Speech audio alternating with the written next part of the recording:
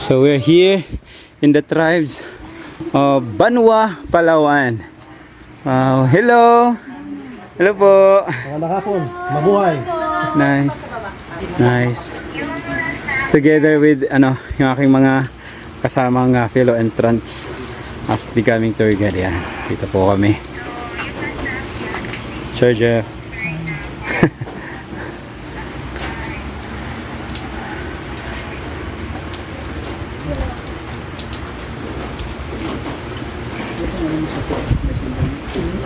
Ito ang kanilang mga musical instrumento.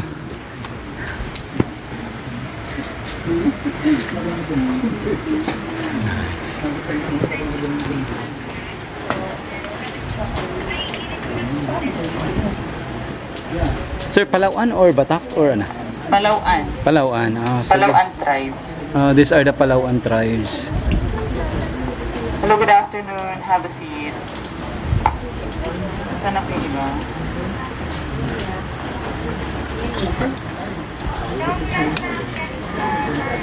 So yun ang kanilang mga tinatawag na parang pang alpabeto. Proceed po tayo dito.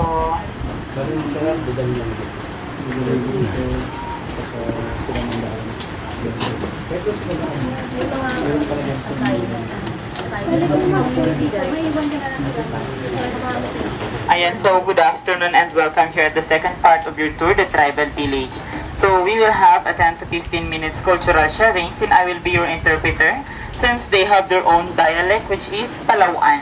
So here in mainland Palawan, we have three major tribes. The first one is Tagbanwa tribe from the central to north of Palawan. The second is Batak tribe from the northern part of Puerto Princesa. The third is them, the Palaw'an tribe from the southern part of Palawan.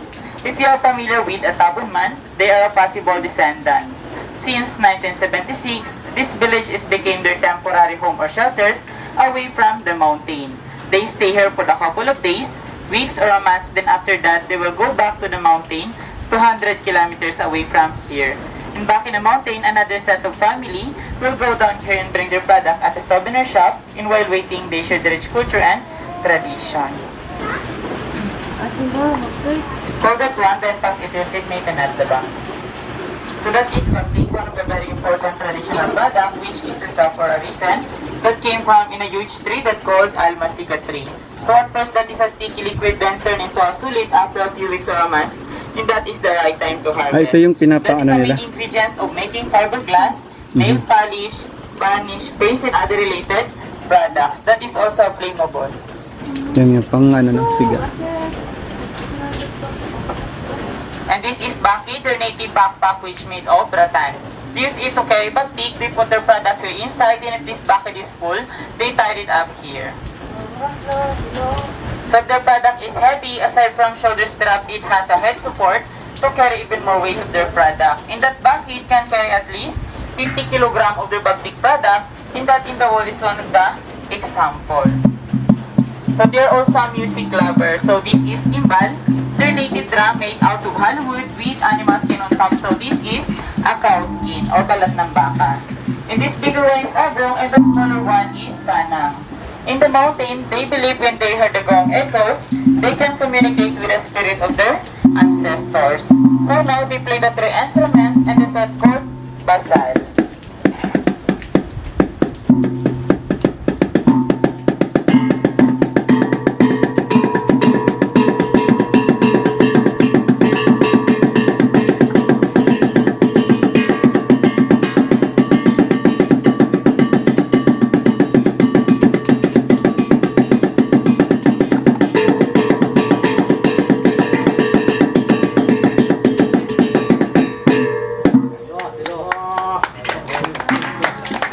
So, to say thank you to them is magsukor. Magsukor. Magsukor. Magsukor. Ayan. So, here they don't dance to entertain guests and visitor because tribal dances are ritual, which means sacred. So, they just dance when they have a wedding, prayers in good harvest only. And that is Kujapi or Kudlungan, their two-string native guitar, one of the first guitar here in the Philippines before the arrival of the six-string or the modern guitar. And their music is boget, which means bird song.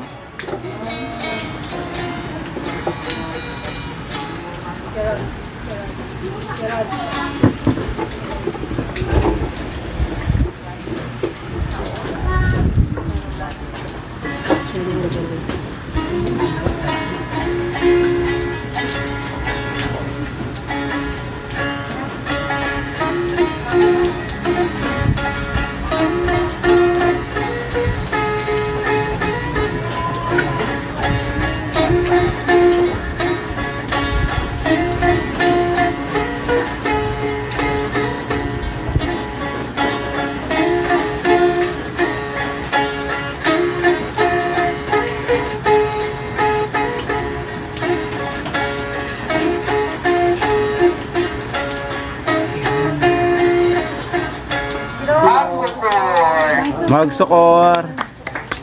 And this is aruding. So aruding is made out of a piece of palm tree with beeswax to adjust the sounds. By using the vibration of their mouth, they can create a sound. Aruding.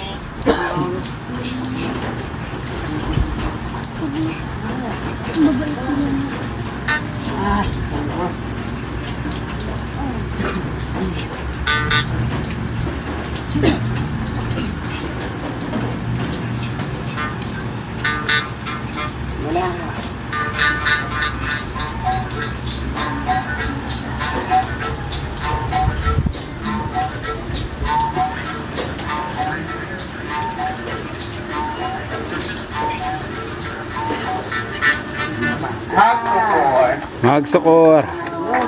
And back in the mountain, they are also a hunter-gatherer. So they have two types of spear. So this one is surayang and this other one is ligid.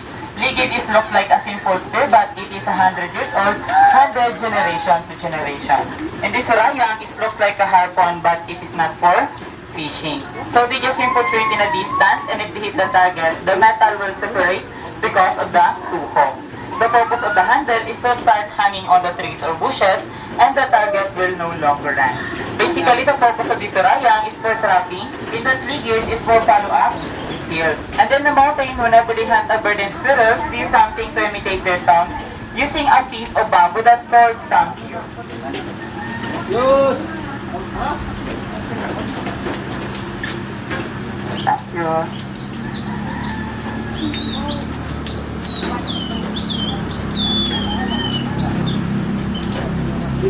Ayan, so if the target is visible, they prepare the sapukan o blue dart, or in Tagalog, sungkit. So everybody look at the trained pictures of wild boar.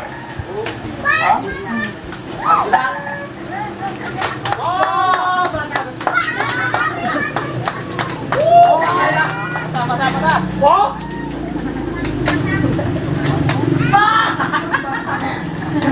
Ayan, magsukor. According to them, they can hit their target farther than 30 meters. And the Palaw'an tribe do not choose bow and arrow or pana. So, they use their own sapukan or sungkit. And here in the Philippines, they are the only tribe who use blue dart for hunting. Back in the mountain, whenever they hunt a big animals like a wild boar, they put poison at the tip of the dart. That poison came from this plant. So, they call this plant dita. They collect the sap of dita and mix with the sap of other plants, then cook it in a slow fire. If the poison is already cooked, the poison is so powerful. It only takes a few minutes for the target to die. So even if you use poison for hunting, they just simply wash it off with the running water and they can eat the meat safely. And if they accidentally hit themselves with poison, say goodbye, because until now there is no antidote for that poison. So here they don't hunt animals anymore because our hunting ground is not rich anymore. That's why we have donation box for the sustainability of this livelihood program. And we have Palawan souvenirs. Some of the products there are made by them, mostly wood carvings. Apoy!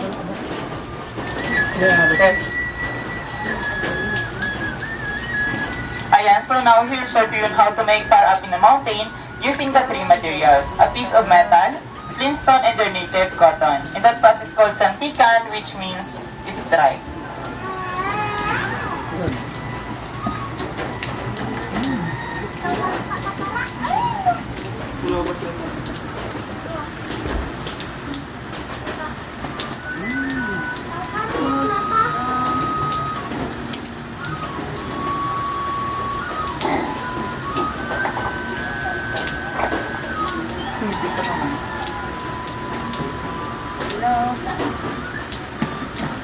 Ayan, so in just a few strike, the smoke is visible.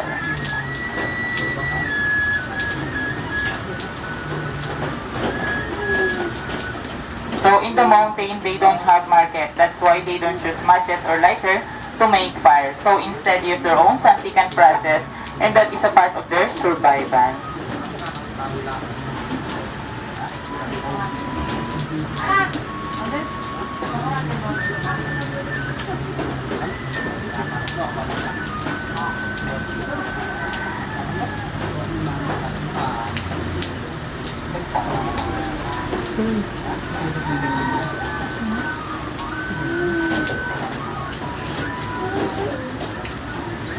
Ayan, meron siyang afford.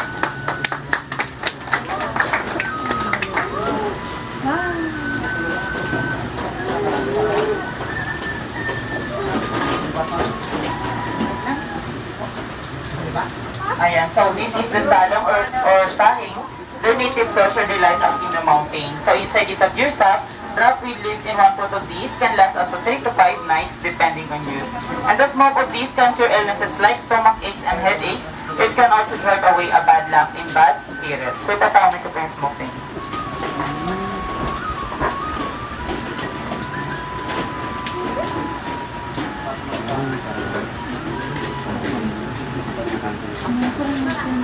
So ano po yung amoy niya? Parang incense. Yes, para po siyang incense or incense yung kamanyan yung sa simbahan. Pero ito ay puro dagta ng salon at wala po itong halong kemikal. Ginagamit din po ito pang aromatherapy and insect repellent tsaka sa mga nagaginat na bagong pangalan. Ayan, so thank you everyone for listening to our cultural sharings, and if you want to know more about the tribe on how it all started, meron po tayong information at the back, and we have Palaw'an souvenirs. Back in the garden, we have another Palaw'an souvenirs and delicacies like Sipit Coffee, the best coffee in town. Okay, so now you can proceed to the tribe house for taking picture under the venomous albino python. Kasi na lang po tayo sa tribe house, picture po natin is by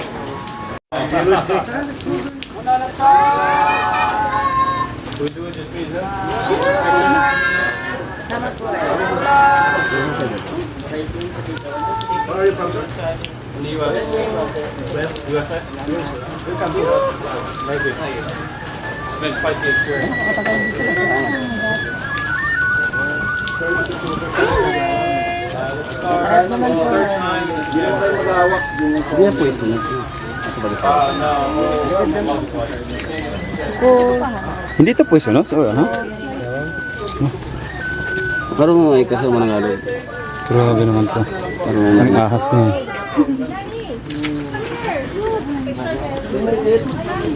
Hello! Mapun! So, pictures. Picture na na.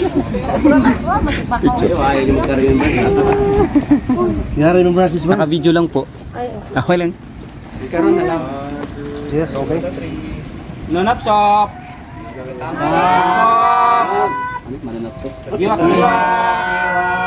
Alap! Magbabuhay ano tayo? Mabuhay!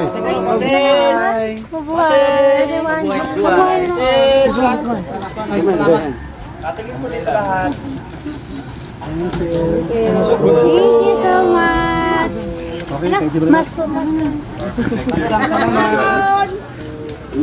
Ano ngayon? Maxnor? Ano yun? Ah. Magsukor. Magsukor. Thank you. Magsukor! Bye-bye!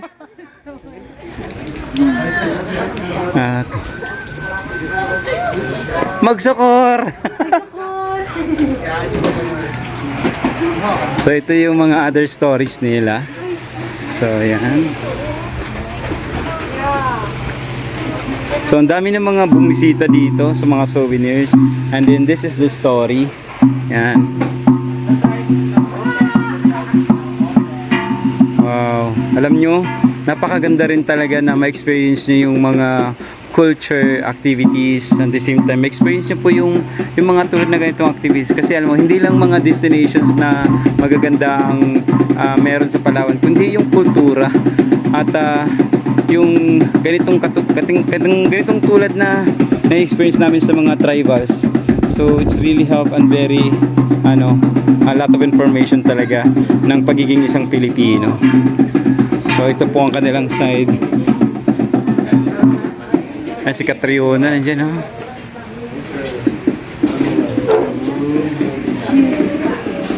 Ay.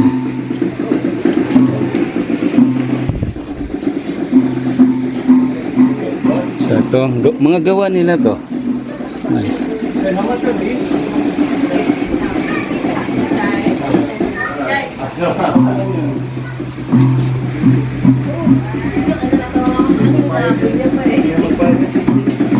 Sir?